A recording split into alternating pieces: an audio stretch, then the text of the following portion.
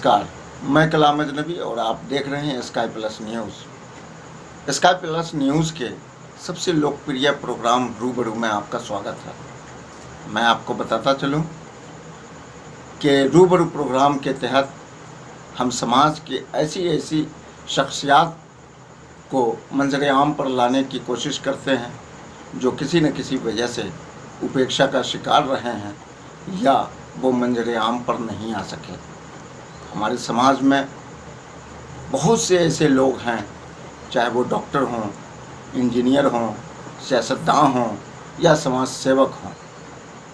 हमारी कोशिश रहती है कि ऐसे शख्सियात को मंजर आम पर लाया जाए। तो आइए मिलते हैं इनसे। इसका जो कार्यकाल रहा उसमें विकास का काम कहाँ तक हुआ? हमारे पंचायत में बहुत अच्छा डेवलप रहा और हम लोग लगातार लगे हुए हैं। सरकार का जो दिया गया, जो हम लोग का जो मतलब कि कार्य थी, जैसे हो गया पेंशन हो गया, कन्या विवाह योजना हो गया, 7 निश्चय योजना में नली गली योजना हो गया, आपका गैस सिलेंडर हो गया, प्रधानमंत्री आवास योजना हो गया। ये सब हम लोग सरकार का जो चलाई हुई योजना हम लोग धरातल पर हम लोग उतारे हैं और ये योजना जितने भी योजना संचालित हुए हम लोग अंतिम व्यक्ति के छोर तक हम लोग पहुंचाने का कोशिश किए हैं और जारी है कि हम लोग सरकार का दी चलाई हुई योजना को हम लोग चलाते रहेंगे। जो है कोढ़ा विधानसभा की जनता वो विधायिका पूनम पासवान से संतुष्ट नहीं है उनके कामों से।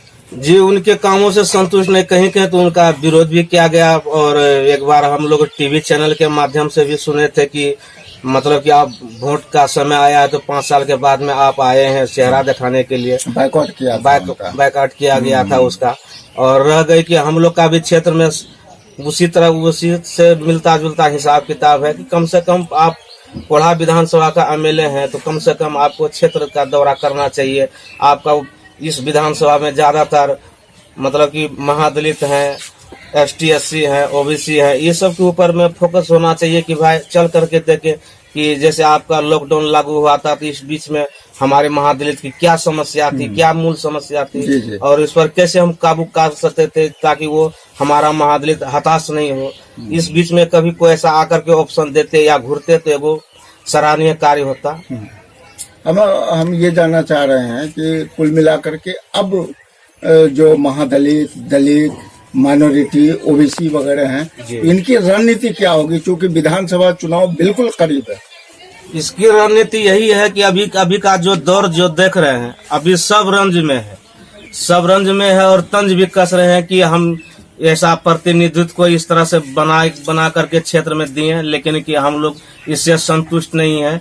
अभी जो है बिखराव की समस्या हो गई, सब तितर बितर हो रहा, कोई किस पार्टी में जाने के लिए तैयार है, कोई उस पार्टी में जाने के लिए तैयार है। विकल्प क्या है? विकल्प अभी यहाँ का जो है न, विकल्प एक सही प्रतिनिधित्व करने वाला अगर कोई यहाँ का प्रत्याशी मिलता है तो हम समझते हैं कि उसके ओर सारा जितना भी वोटर्स है उनका यही कहना है कि हमको कुछ ऐसा कैंडिडेट चाहिए जो कि हमारा समुचित विकास कर सके और हमारा दुख सुख में हमको साथ दे। अभी वकील दास जी होंगे, उनके बारे में क्या राय है आप लोगों की? देखिए, वकील दास जी तो तीसरे मोर्चे का है तो बढ़िया बात है। वकील दास जी भी कोई मतलब कि खराब कैंडिडेट नहीं है, स्थानीय यहाँ का जुझारू नेता है, बेटा है और हमेशा जो है छोटे से बड़े प्रोग्राम में हमेशा वो साथ देते हैं, सहयोग करते हैं और इसमें वो भाग भी लेते हैं और कहीं पर कोई ऐसा छोटी बड़ी समस्या होता है तो वो तुरंत उस पर वो एक्शन लेते हैं। और मैं यही चाहूंगा कि भाई ये विधानसभा में लोकतंत्र जो है ये सबका अधिकार है, सबका उतना ही बराबर अधिकार है।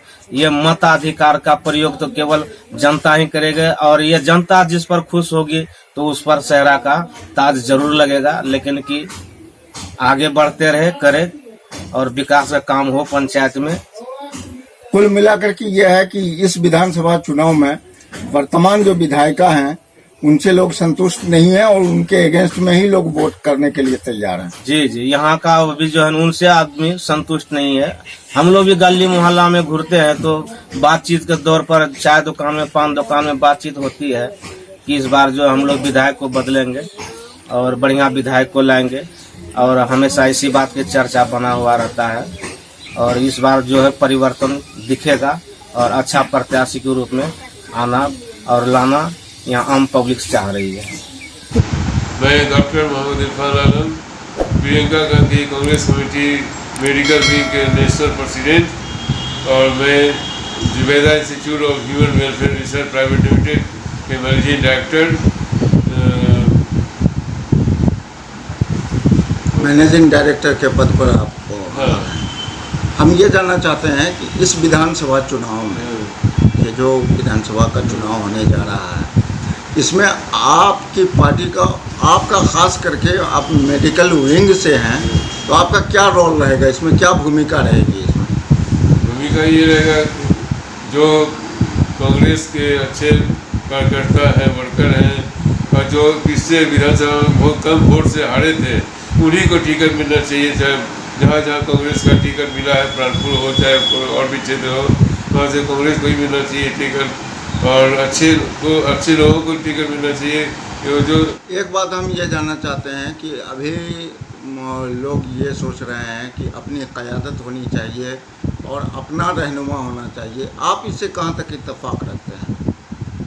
अपना प्रतिनिधि होनी चाहिए।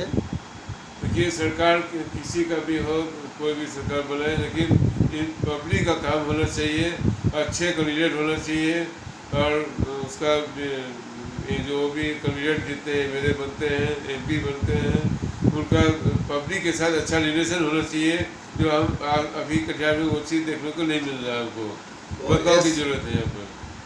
और हिंदुस्तान की सियासत ने जो करवट ली है उसमें SC, ST, OBC और माइनॉरिटी, इस सियासत में इसको बिल्कुल नकार करके चला जा रहा है। ऐसी सूरत में इन लोगों को क्या करना चाहिए? अगर SC, ST, OBC या जो भी है माइनॉरिटी नीचा से देखा जा रहा है, तो उसको चाहिए कि हिंदुस्तान में उस ऐसा आदमी को नहीं लाए जो नीचा नजर से देखता हो, क्योंकि जहाँ बदलाव बहुत जरूरी है और हिंदुस्तान का नक्शा को बदलना बहुत जरूरी है। अभी थर्ड फ्रंट का क़याम हुआ है, बिहार में तीसरा मोर्चा बना है, जिसमें SDPI, पप्पू यादव की जाप और भी दीगर पार्टियां हैं। इन पार्टियों के लिए क्या कहें, किस नज़रिए से देखते हैं इस अलायंस को आप? उसके बारे में तो हम ज़्यादा नहीं बोल सकते, जिनको हम नहीं जानते हैं कौन क्या है नहीं है, लेकिन मैं सिर्फ कांग्रेस को, महागठबंधन को मैं जानता हूँ और कांग्रेस हमारा आगे बढ़ेगा। पहले से काफ़ी चेंज हुआ है, पब्लिक का थिंकिंग, सोच चेंज हुआ है और अच्छे लोगों को ही पब्लिक जिताएगी कहीं से भी हो। SDPI का एक थर्ड फ्रंट बना है PDA के नाम से। PDA कटिहार ज़िले में कितनी सीटों पर चुनाव लड़ रही है? हमारी पार्टी कटिहार में 3 विधानसभा पे इलेक्शन लड़ेगी। आपकी पार्टी से मुराद? SDPI, social democratic party of India. SDPI 3 सीटों पर चुनाव 3 लड़ेगी। सीटों पर चुनाव लड़ेगी। PDA 7 सीटों पर चुनाव लड़ेगी। PDA 7 सीटों पर चुनाव लड़ेगी। पार्टी का अपना मौक़िफ़ क्या है, किस बुनियाद पर, किस नारे को लेकर के पार्टी आगे बढ़ रही है? हमारी पार्टी जो है, जो खौफ से आज़ादी और भूख से आज़ादी, आज हिंदुस्तान नहीं पूरी दुनिया में यही माहौल है, जो खौफ में लोगों को रख करके सियासत कर रहे हैं। हम लोग चाहते हैं कि लोग, कोई भी अदना सादना इंसान हो, वो खौफ से उभर करके आए और अपने हक की लड़ाई लड़े और जो भूख, जो बेरोज़गारी है, उस बेरोज़गारी से उठ करके खुद का मेहनत करके लोगों अपने हक और लोगों के हक की आवाज़ को संसद तक, विधानसभा तक पहुंचा के वो लें और लोगों को दिलाएं। तो ये दोनों हमारा मॉडल है, भूख से आज़ादी और खौफ से आज़ादी। इसी मुद्दे पर हम इलेक्शन लड़ना चाहते हैं और यही हमारा मॉडल है। बरारी विधानसभा का आप दौरा कर रहे होंगे, अवामी राब्ता भी जारी होगा आपका, कैसा माहौल है SDPI? बरारी विधानसभा का जो माहौल है वो 99% हमारे हक में है और वहाँ के आवाम ये चाहती भी है कि इस बार जो पार्टी आई है वो दोनों, जो NDA और UPA है, दोनों को टक्कर में रख करके अपना कुछ सीटें निकाल करके तिकोनिया का ये माहौल निभा सकती है और तिकोनिया का ये करके सरकार बना सकती है। इसीलिए उसी के समर्थन में लोग हैं और अच्छा सपोर्ट कर रहे हैं। अभी मौजूदा एमएलए यूपीए से हैं, क्या उनके काम से लोग खुश नहीं हैं? उनके काम से लोग बिल्कुल नाराज़ हैं, क्योंकि उनका कहना है कि हमारा जो भी मामला है उस मामले को हम सॉल्व करने के लिए जाते हैं तो हमारे मामला को सॉल्व नहीं करता, और हमारा जो क्षेत्र है उस क्षेत्र में बहुत ना के बराबर भी आते हैं, और जो भी काम पहले हुआ था उतना ही पर है, अभी तक खास विकास नहीं हो पाया है। बरारी विधानसभा में कौन सी समस्याएं सबसे अधिक देखने को मिली हैं आपको? बरारी विधानसभा में सबसे अधिक जो देखने को मिला है वो है आपका नौकरी का मामला है। नौकरी नहीं मिल रही है, बेरोज़गार लोग हैं, सैलाब का मामला है, और सैलाब में लोग डूब जाते हैं, घर वगैरह डूब जाते हैं, उनका राशन पानी का मामला होता है वो भी नहीं हल हो पाता है। ये दोनों चीज़ें हैं, सैलाब और आपका बेरोज़गारी का मुद्दा, ये दोनों मुद्दा जोरों शोर से